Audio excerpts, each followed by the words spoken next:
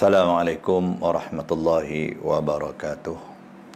Alhamdulillahirabbil alamin. Wassalatu wassalamu ala asyrafil anbiya'il mursalin wa ala alihi wa sahbihi ajma'in. Rabbi syrah li sadri wa yassir li amri wahlul 'uqdatam min lisani yafqahu qawli. Wala haula wala quwwata illa billahil aliyyil azim.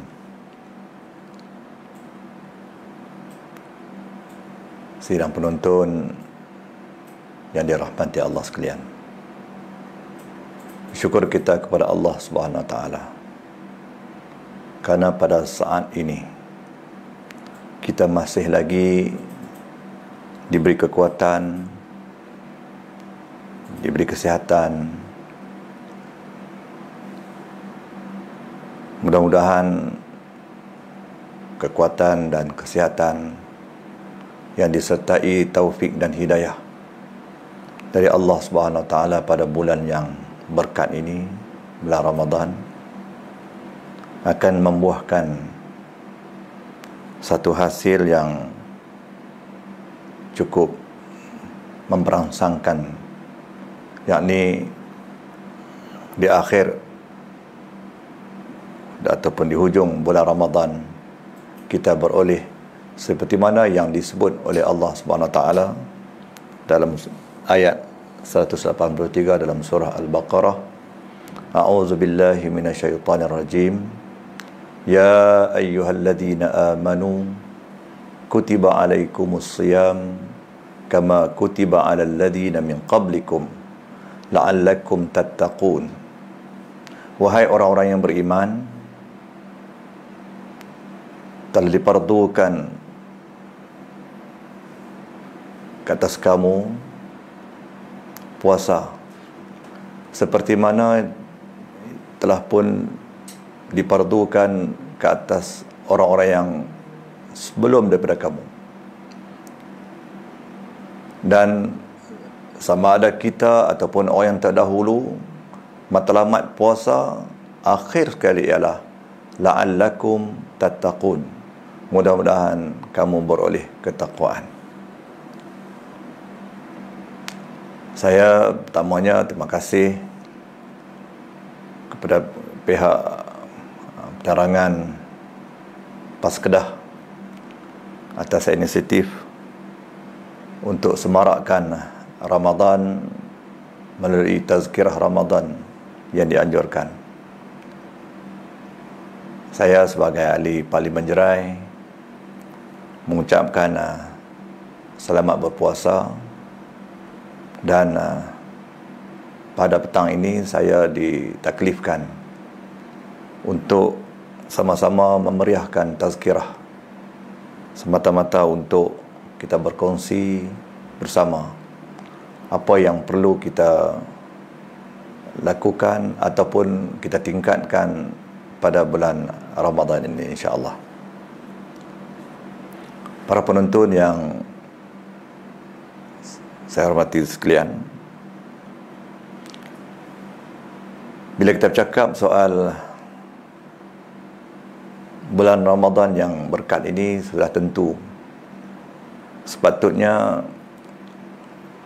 kita dapat manfaat daripada bulan Ramadan ini. Adakah tidak mungkin dengan kita hanya berpuasa, dan dalam puasa kita tadi ini hanya menjadi adat, bukan jadi ibadat. Dan oleh kerana itulah, dan sepatutnya kita membezakan antara orang-orang yang seperti mana yang disebut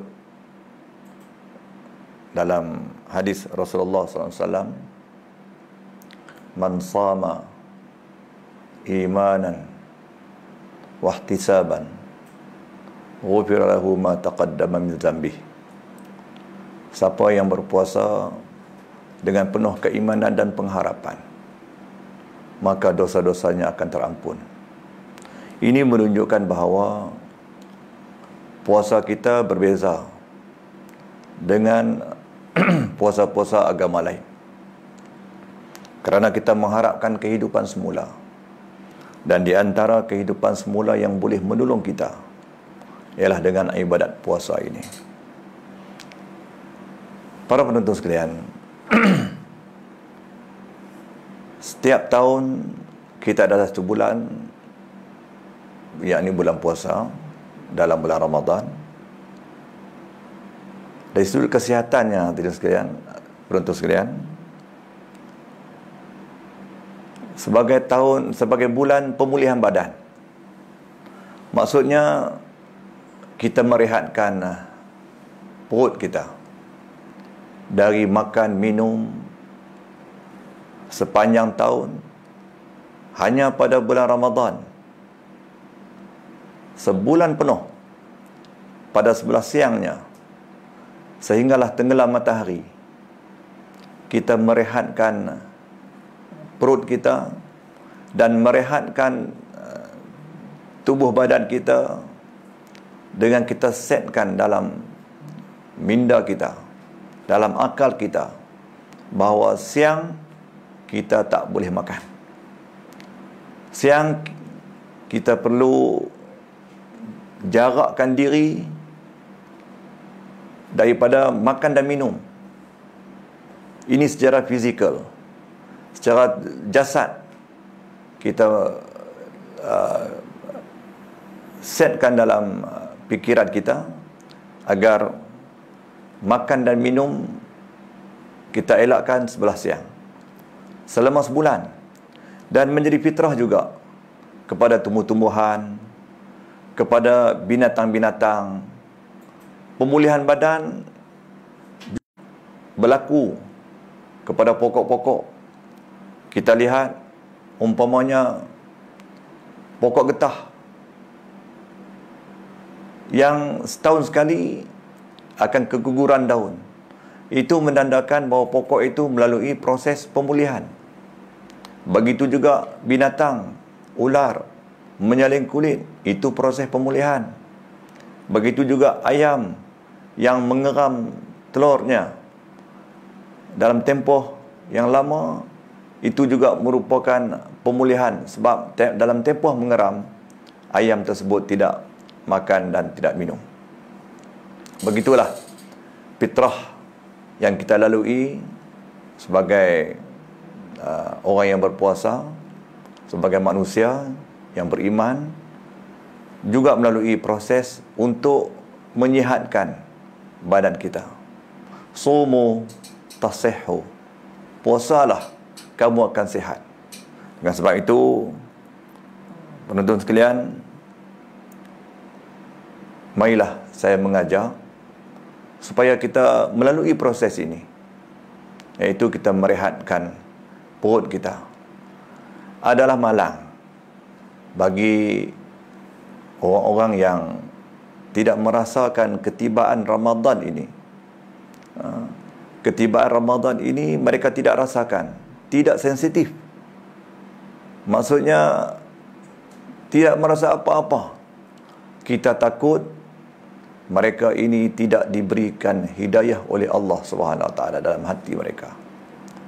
Kita yang berpuasa ini pun sentiasa merindukan hidayah dengan kita membanyak-banyakkan amalan. Dan di antara manfaat puasa yang terusnya ialah kita digandakan amal dalam bulan Ramadan. Saya selalu sebut bulan-bulan biasa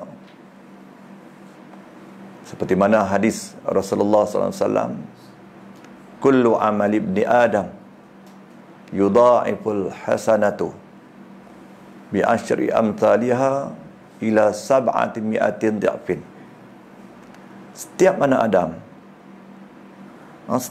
Adam digandakan amal kebaikan dia, satu amal kebaikan dia, di antara 10 hingga sab'ami'atin dhi'fin, sehingga 700 yang digandakan amalan tersebut. Buatlah apapun kebaikan, kita ada gandaan dalam amal yang kita lakukan. Qala Allah Azza wa Jalla, illa saum. Kata Allah Subhanahu Wa Taala, kecuali puasa. Fa innahu li, maka sesungguhnya puasa ini milik aku, hak aku, kata Allah. Wa ana ajzi bih, dan akulah yang membalasnya, akulah yang akan memberi ganjaran. Amal-amal yang lain, betul sekalian, kita diberi ganjaran antara 10 hingga 700. Tetapi puasa yang kita lakukan hari ini, dan insya-Allah hari-hari seterusnya sehingga lengkap sebulan genap, milik Allah. Maknanya wa ana ajzi bih, aku yang akan memberi ganjaran. Kerana apa? Kerana kita meninggalkan seharian daripada makan dan minum kerana Allah Subhanahu Wa Taala, bukan kerana orang. Yada'u ta'amuhu wa syarabuhu li ajli, min ajli. Maknanya seorang hamba yang berpuasa itu meninggalkan makan dan minum kerana aku, kata Allah. Dengan sebab itu akulah yang akan memberi pahala kebaikan amal puasanya itu. Ini menunjukkan dalam bulan Ramadan kita lipat gandakanlah amalan-amalan kita yang lain.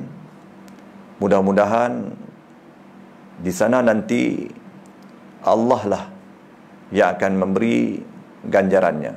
Ganjaran yang Allah akan beri pada kita, yang Allah akan bagi kepada kita, tidak sama dengan apa yang kita nampak di mata kita, tidak sama dengan apa yang kita terlintas di hati kita, dan tidak sama yang pernah kita sentuh dengan anggota badan kita di dunia ini.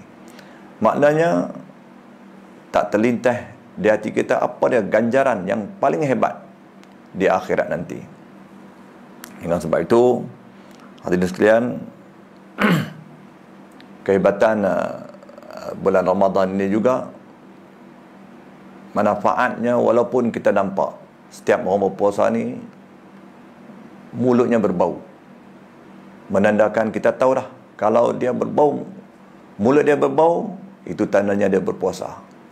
Tapi di sisi Allah Subhanahu Wa Taala, wala khalufun famis saimi atyabu indallah,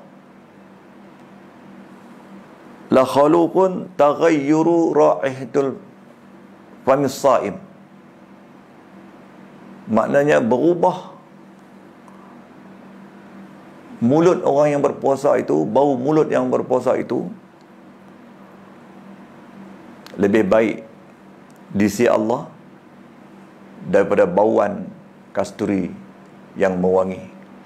Maksudnya Allah mengira bahawa apa yang kita lakukan sepanjang kita berpuasa ini, termasuklah bau mulut kita, semuanya adalah satu kebaikan. Sidang penonton yang saya hormati sekalian, seterusnya dengan berpuasa manfaatnya menjadi benteng kepada kita daripada melakukan kemaksiatan.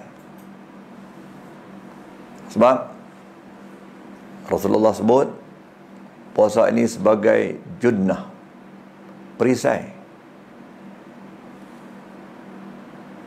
Junnah ni wiqayatu minal ma'asi. Puasa ini ialah memelihara diri daripada kita melakukan maksiat. Maknanya kita menjauhkan sifat keji seperti mengumpat, bercakap, orang Kedah kata lotlak, ataupun berbau lucah dalam bulan Ramadan. Boleh kita kena sedapatnya kita elakkan.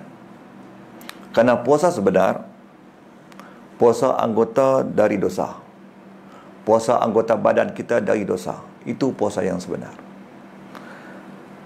Kerana kita tahan lapang dari pagi sampai, daripada subuh sampai ke maghrib,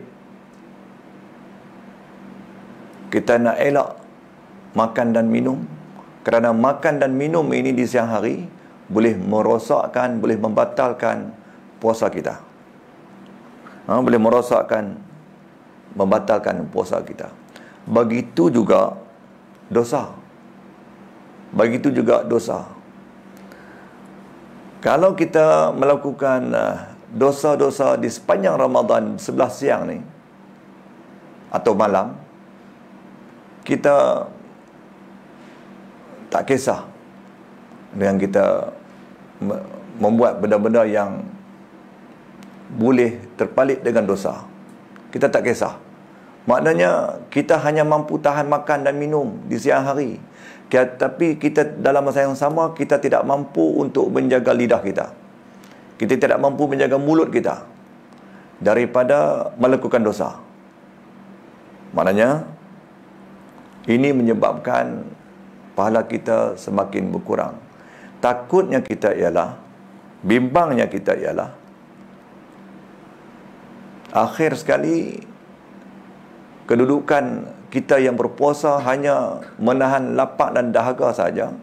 Akhir sekali dengan dosa-dosa yang banyak yang kita lakukan setiap hari, dengan dosa-dosa yang mudah, dengan dosa-dosa yang ringan, seperti mengumpat, menyebut keaiban orang, dan macam-macam lagi yang menyebabkan kita berdosa di sepanjang hari kita berpuasa, menyebabkan amalan pahala kita berkurangan, sehingga kita takut kita dah kehilangan pahala sampai tahap sama dengan orang yang tidak berpuasa.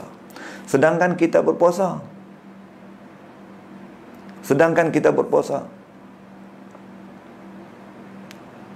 Ramai orang yang berpuasa. Berapa ramai orang yang berpuasa, tapi tak ada pahala puasa dia.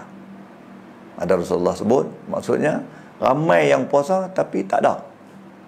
Sia-sia. Inilah, maknanya junnah kita. Maknanya perisai sebagai puasa itu tidak berlaku. Dengan sebab itu, dia punya syarat la'allakum tattaqun, ayat yang kita bacakan tadi bukan mudah yang kita bayangkan, kerana atas kebiasaan kita. Sekiranya kita boleh set di akal kita untuk kita menahan diri kita daripada makan dan minum, sekaligus kita kena set juga dalam pemikiran kita, dalam hati kita, bertekad untuk kita mengelak benda-benda yang boleh menyebabkan pahala puasa kita berkurangan. Dan manfaat yang saya sebutkan, yang pertamanya tadi dari sudut kesihatan, dan yang keduanya dari sudut menjadi benteng. Puasa ni sebagai benteng kita melakukan maksiat, dengan kita menambahkan lagi amal-amalan yang lain untuk kita menggemukkan puasa kita. Mudah-mudahan kita akan mendapat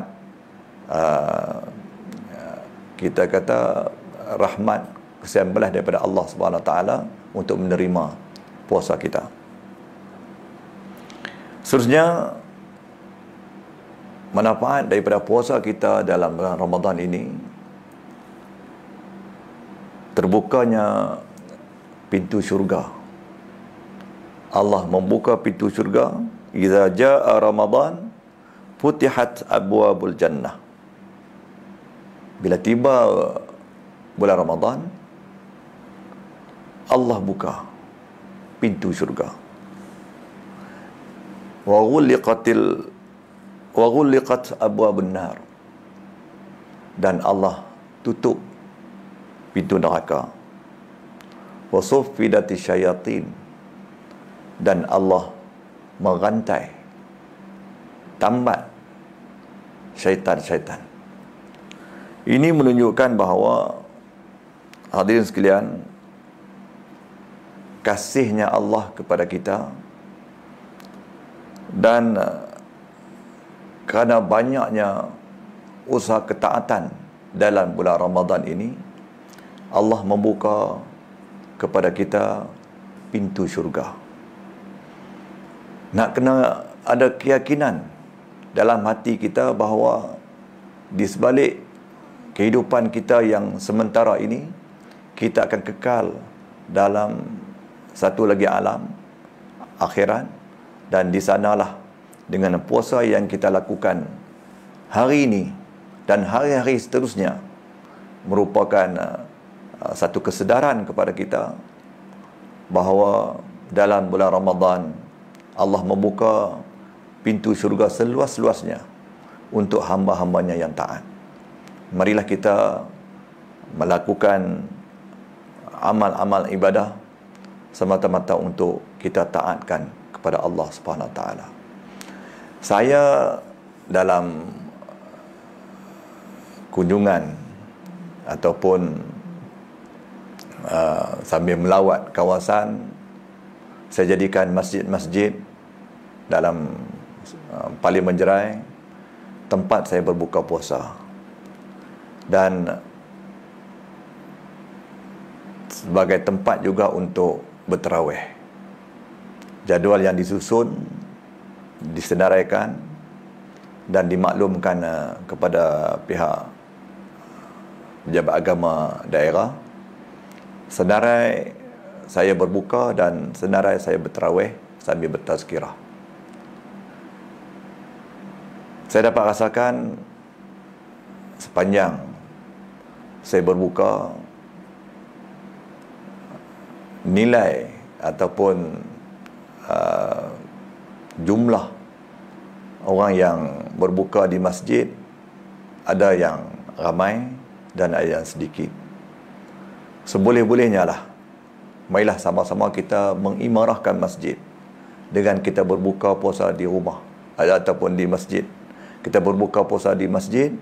Kalau kita berbuka puasa di rumah pun, kita jadikan masjid kita yang berdekatan sebagai tempat untuk kita imarahkan dengan solat maghrib berjamaah.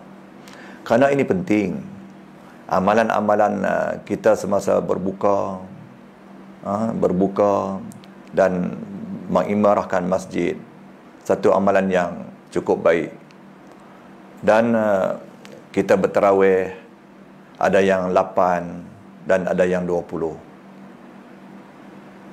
Dan yang penting sekali, sama ada 8 atau 20, dia hadir ke masjid untuk melakukan ibadat. Saya dan juga rakan-rakan yang lain,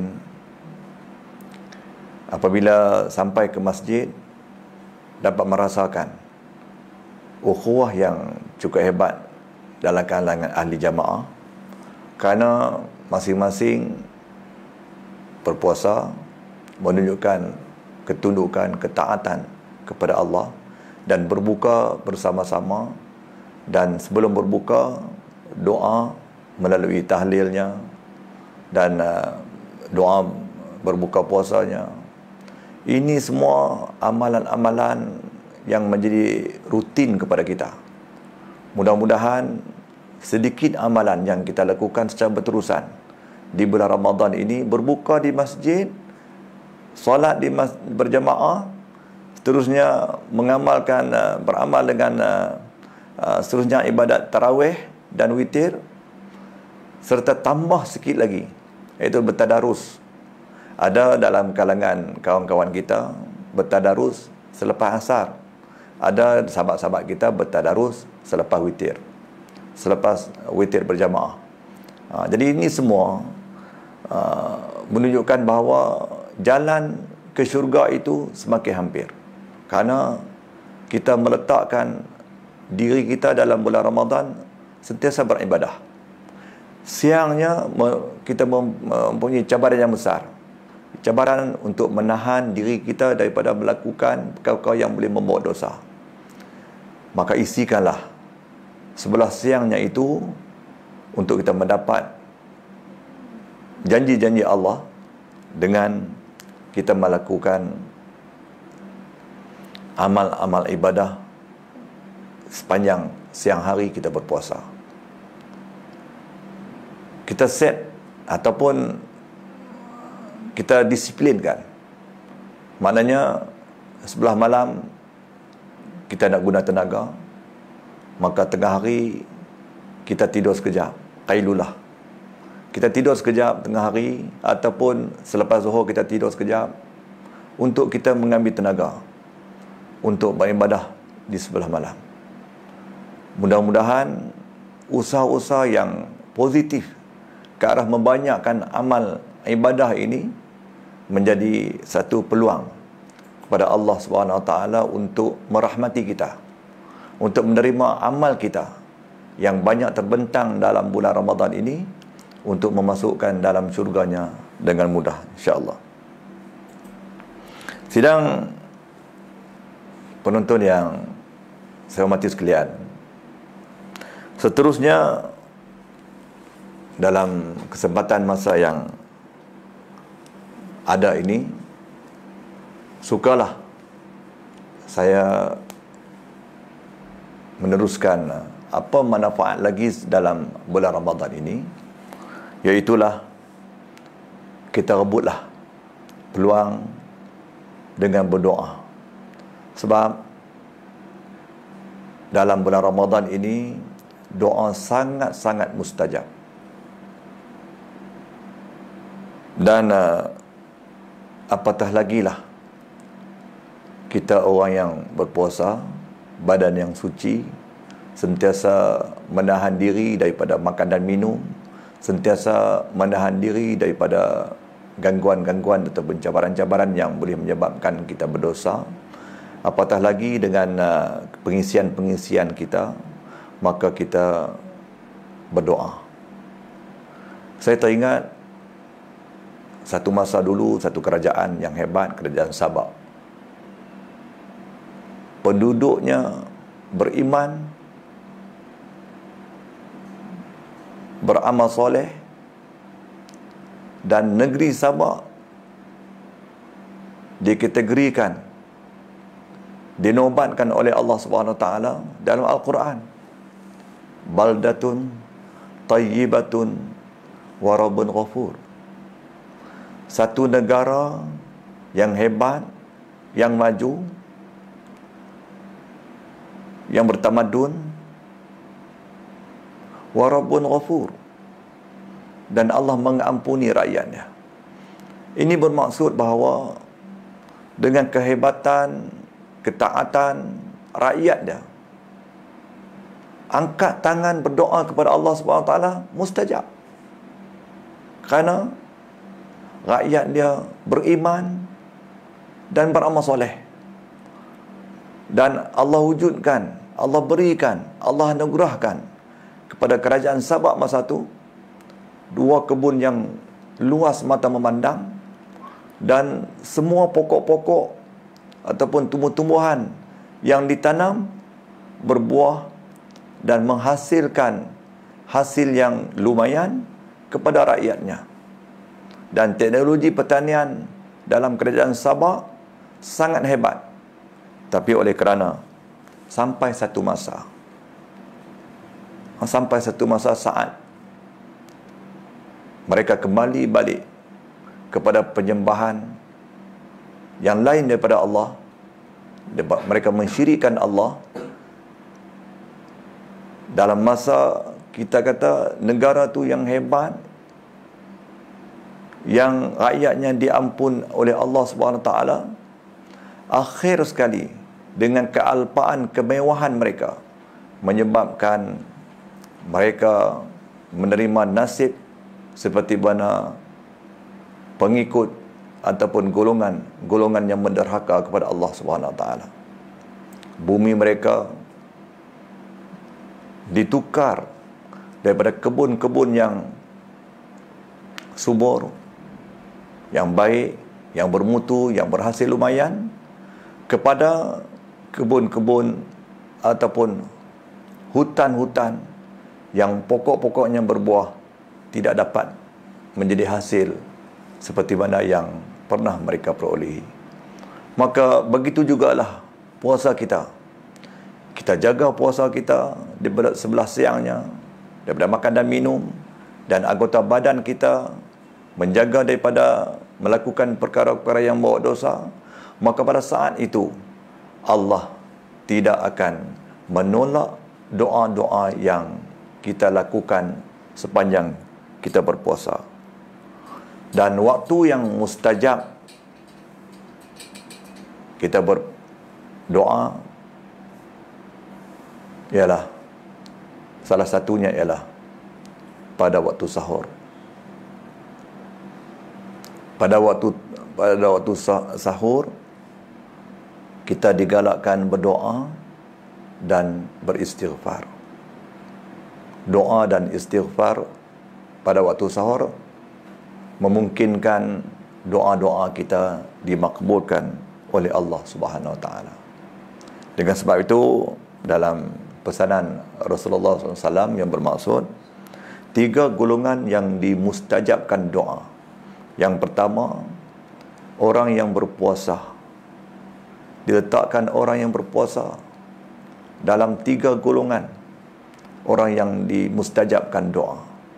Jadi kita jangan lupa, kita jangan alpa bahawa di samping kita menahan diri kita, kita juga digalakkan berpuasa, berdoa. Iaitu sebelum kita berbuka, kita ada doa, Allahumma laka sumna, Allahumma laka sumtu, wa bika amana, wa ala rizqika aftartu, birahmatika ya arhamar rahimin. Maknanya kita ada doa kita, dan mudah-mudahan doa-doa yang kita pohon sepanjang kita berbuka, sepanjang kita berpuasa, akan dimustajabkan oleh Allah Subhanahu Wa Taala. Maka sekiranya kita keluar daripada bulan Ramadan, madrasah Ramadan, kita akan menepati seperti mana yang disebut oleh Allah Subhanahu Wa Taala, la'allakum tattaqun. Kita merupakan orang-orang yang bertakwa. Dalam masa yang sama juga, dalam kesempatan tazkirah yang ringkas ini, sukalah kita melihat sikit suasana ataupun isu-isu yang berlegat di sekeliling kita. Sekarang saya ahli parlimen yang melihat sendiri bagaimana dalam parlimen yang melibatkan seramai 222 orang ahli parlimen. Dan sekarang ni hanya tinggal 220 orang ahli parlimen. Di pihak kerajaan, penonton sekalian, kita tidak dapat menjangka sama ada 110, 112 ataupun 113. Kerana sekarang adalah waktu darurat. Dan dalam tempoh ini, dalam tempoh darurat, pihak kerajaan mengutamakan kesihatan rakyat kerana kita diserang dengan wabak COVID-19. Dan dengan wabak COVID-19 ini sekarang masih lagi berlaku dan jangkitannya tidak lagi meredakan rakyat di negara kita ini, kerana jangkitannya melebihi 2,000 sehari. Oleh kerana itu, bila kita melihat suasana dalam parlimen, sepatutnya kerajaan yang ada dalam pilihan raya yang akan datang, kita mesti dapatkan 148 ahli parlimen dalam kerajaan ini. Dan kita kena bergerak dari sekarang untuk mendapatkan 148 ahli parlimen dalam kerajaan yang stabil. Mudah-mudahan dalam bulan Ramadan ini kita mengelakkan percakaran sesama sendiri, mengambil manfaat daripada pematuhan, penyerahan diri kita kepada Allah. Kita juga menyerah diri kita, patuh juga dengan ayat Allah Subhanahu Wa Taala, wa'tasimu bihablillahi jami'a wa la tafarraqu. Hendaklah kamu bersatu padu dan jangan kita berpecah belah. Dengan maksud usaha-usaha untuk menyatukan umat Islam, orang Melayu yang beragama Islam, dan juga kita tak mau huru-hara dengan bangsa-bangsa yang lain yang ada dalam negara kita. Marilah kita mewujudkan satu negara yang stabil politiknya dengan majoriti yang melebihi 2/3 dalam parlimen.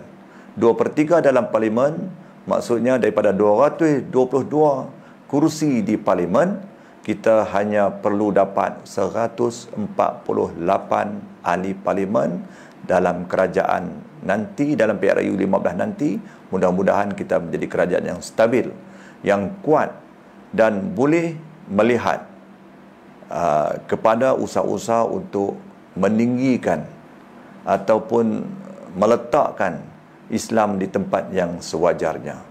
Mudah-mudahan RUU 355 yang disebut selalu untuk memperkasakan mahkamah syariah, dengan adanya 2/3 kita di parlimen, kita boleh mengangkat martabat mahkamah syariah di tempat yang paling tinggi dan sesuai dengan keadaan negara kita yang umat Islam menjadi majoriti. Begitu juga dalam keadaan darurat sekarang ini, para peguam syar'i telah menunjukkan keresahan di mana-mana sebab enakmen syariah Selangor telah pun dibatalkan oleh Mahkamah Persekutuan hasil daripada Iki Putra yang membawa kes liwatnya untuk mencabar kes liwatnya di enakmen syariah negeri Selangor ke Mahkamah Persekutuan.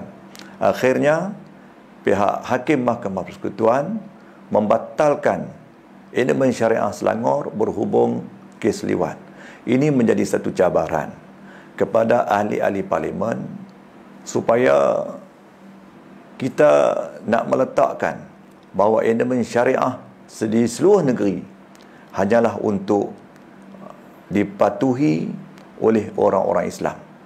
Dengan sebab itu, kerja kita semakin banyak kerana kita sekarang masih lagi tidak stabil, dan sekiranya desakan-desakan untuk kita meletakkan semula kes-kes enakmen syariah ini di tempat yang tidak boleh dicabar, tentulah kita akan menggunakan punca kuasa, iaitulah di parlimen.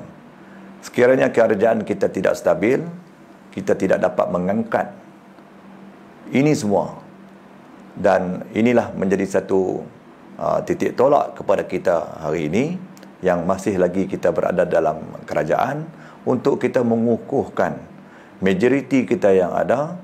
Mudah-mudahan kita dapat mencelikkan rakyat kita bahawa negara kita Malaysia ini adalah negara umat Islam, dan umat Islamlah yang berhak untuk menentukan hala tuju agamanya supaya keadilan untuk semua kaum dapat dikecapi bersama. Mudah-mudahan apa yang saya sampaikan dalam tazkirah yang ringkas ini saya sudahi dengan satu firman Allah Subhanahu wa taala, a'udzubillahi minasyaitonirrajim. A'udzubillahi minasyaitonirrajim.